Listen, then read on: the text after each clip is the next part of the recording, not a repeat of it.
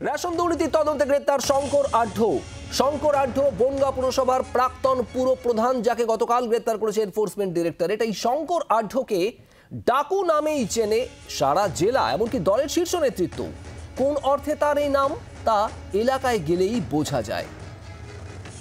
কিভাবে উত্থান বনগাঁ ডন শঙ্কর ওরফে ডাকু আঢ্যর? জানা যাচ্ছে জ্যোতিপ্রিয় মল্লিকের হাত ধরে রাজনীতিতে আসেন শঙ্কর আঢ্য। 2005-এ প্রথমবার বনগাঁ পুরসভার কাউন্সিলর হন।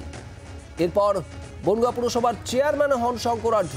তৃণমূলের একাধিক সংগঠনের মাথায় ছিলেন এই শঙ্কর আঢ্য। পরবর্তীতে শ্রী জ্যোৎস্নাও পুরসভার চেয়ারপারসন হন। জ্যোতিপ্রিয় মল্লিক ওরফে বালুর ছত্রছায়াতেই উল্কার গতিতে বনগাঁ শহরে উত্থান এই শঙ্কর আঢ্যর।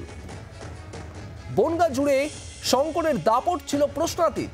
কলকাতা বনগাঁ পেট্রাপোল সীমান্তে বিদেশি মুদ্রা বিনিময়ের অফিস, বনগাঁ বাগদায় সোনার দোকান, বনগাঁ শহরে হোটেল, বনগাঁর খেদাপাড়ায় বাবার নামে 10 কোটি ব্যয়ে Haradhan Adhya Memorial English medium school তৈরি করেন। বনগাঁ বাজারে বাবার নামে বাজারও রয়েছে। বনগাঁ থানার সামনে pool side inn hotel cum restaurant. অভিযোগ, ওই রেস্তোরাঁ পুরসভা এবং পিডব্লিউডি জমিতে তৈরি। আর এর পাশাপাশি শঙ্কর আঢ্যর আরও সম্পত্তির খোঁজ মিলছে বনগাঁর বাইরেও। দীঘায় 3 তারা হোটেল, কলকাতা এমনকি দুবাইতেও বিলাসবহুল ফ্ল্যাট, শিমুলতলা এবং মতিগঞ্জে 3টি বাড়ি। বিরোধীদের অভিযোগ, একসময় শঙ্কর ভারত বাংলাদেশের মধ্যে অবৈধভাবে মানুষ পারাপার করাতেন। 2021-এ বনগাঁর প্রার্থী হতে চান শঙ্কর আঢ্য, যদিও দল রাজি হয়নি। আর এই কারণে ভোট প্রচারও করেননি শঙ্কর আঢ্য। বনগাঁয় দল সব আসনে হারার পর দলে কোণঠাসা হয়ে পড়েন শঙ্কর আঢ্য। কমলাক্ষ ভট্টাচার্য আমাদের প্রতিনিধি রয়েছেন আমাদের সঙ্গে। কমলাক্ষ, শঙ্কর আঢ্য এক কথায় বেতাজ বাদশা বলা যায়, বনগাঁর ডন, যাকে ডাকু নামেই চেনে এমনকি দলের নেতৃত্ব। এই শঙ্করের ব্যাকগ্রাউন্ড, তার ইতিহাস সম্পর্কে কি জানা যাচ্ছে?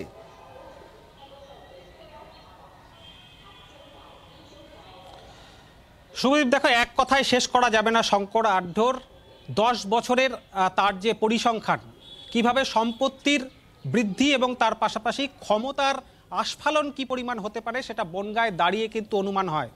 বনগাঁয় গত 10 বছর ধরে মানুষজন শঙ্কর আঢ্যর বিরুদ্ধে কেউ মুখ খুলতে চাননি, মুখ খোলার পরিস্থিতি ছিল না।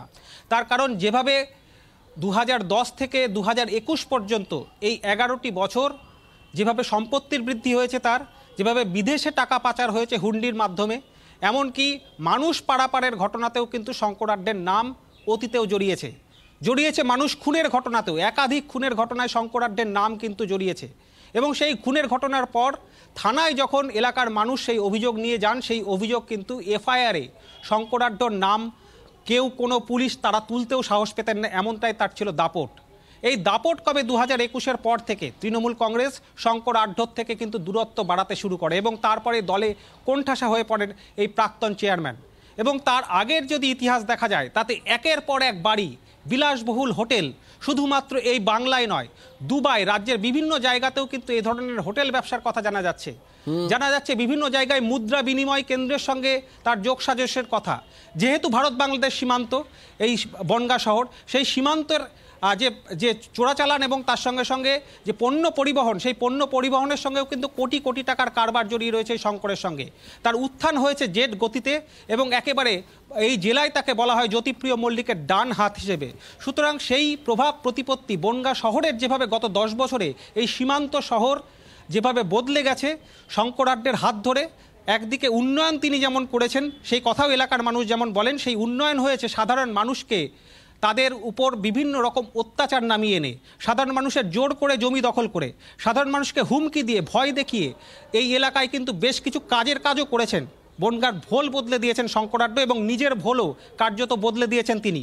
আদতে প্রকৃত অর্থে প্রথমে তিনি ছিলেন চা বিক্রেতা, সেখান থেকে এই কোটি কোটি, প্রায় 200 কোটি টাকার সম্পত্তির হিসেব কিন্তু বনগাঁর অদূরে কান পাতলেই শোনা যাচ্ছে। বনগাঁর সাধারণ মানুষ ক্যামেরার সামনে অনেকেই আসতে চাইছেন না, এখনও পর্যন্ত ভয় পাচ্ছেন, ভাবছেন ইডির এই গ্রেপ্তারের পরেও যদি কোনোভাবে শঙ্কর আঢ্য ছাড়া পেয়ে যান, সেক্ষেত্রে রেয়াত পাবেন না কেউই পাননি। গত 10 বছরে বিভিন্ন রকম ঘটনা, বিভিন্ন রকম উদাহরণ, মানুষের বাড়ি বাড়ি গিয়ে কী ধরনের অত্যাচারের ঘটনা ঘটেছে শঙ্কর এবং তার দল বলের, প্রচুর মানুষের সেই কথায় ইতিমধ্যে কিন্তু সামনে আসতে শুরু করেছে। শুভদীপ। বাংলার আওয়াজ, বাঙালির আবেগ, জি 24 ঘন্টা।